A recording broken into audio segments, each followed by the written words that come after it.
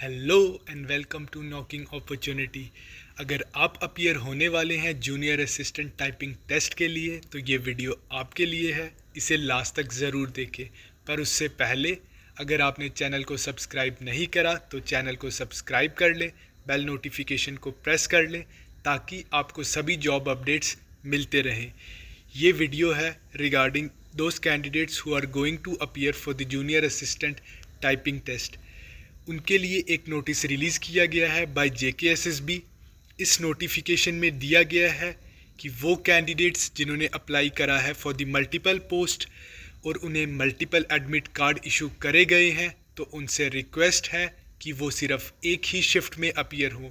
अगर वो multiple shift में अपीयर होते हैं तो उनका कैंडिडेचर कैंसिल कर दिया जाएगा।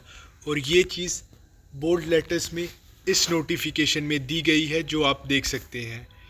और कैंडिडेट से रिक्वेस्ट करी गई है कि वो अपनी clubbing request of multiple admit cards और मल्टीपल रोल नंबर्स सेंड कर सकते हैं JKSSB को फॉर क्लबिंग।